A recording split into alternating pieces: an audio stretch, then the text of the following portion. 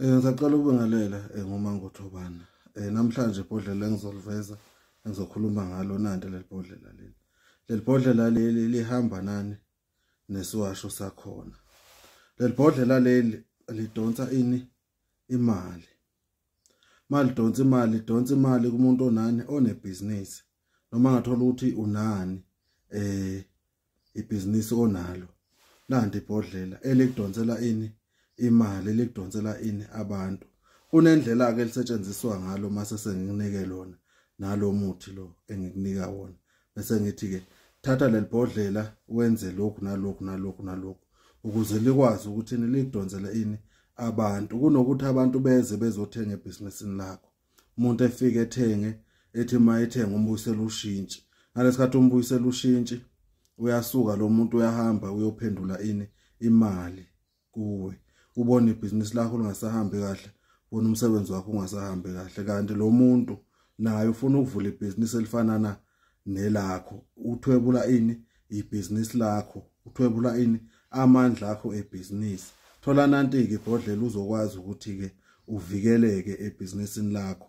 Lawo bantu abanjalo bathanda ukufika ekseni ngoba uyazi ukuthi vele wena une float noma unemali vele elalile. Ufuna yona athenge umenzele ushintshi. Mese kanti yena uyosebenzisa ini leyo mali leyo ukuze akwazi ukuthini akuwise. Kunabantu abanamabhizinisi awile ngesimo sokuthi kwenze abantu. Kunomuntu othi mina ngalesikhathi ngisaliqala ibhizinisi lami imali bingena, imali biza kakhulu kabi.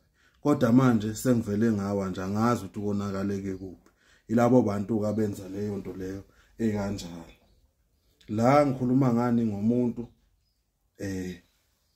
onebhizinisi. Futhi khona nanti elinye ma ukuthi kuleyo ndawo leyo uyasola ukuthi hayi ngathi sekunezilwane la. Ngathi sekhona izinto engasahambi ngendlela ebehamba ngayo ibhizinisini lakho. Noma uthole nanti ibhodlela leli uyashunqisa ngalo. Ma usuvala uyavala, ma uqeda ukuvala ushiya lento ishunqu ekhulumisile. Siyathokoza uMangothobane lo. Ma wadinga amabhodlela uyangixhuma. Inamba yami ikhona kwamanye amavideo amadala uyehla nje uthola inamba mase uyangifonela. La angiphenduli kukhona umuntu othi mkhulu le imali enibhodlela. No, thola inamba yami la ungifonele noma uWhatsApp. Le namba yami iyafona ya WhatsApp futhi ubuze ngiphendule. Siyathokoza uMangothobane lo khuluma.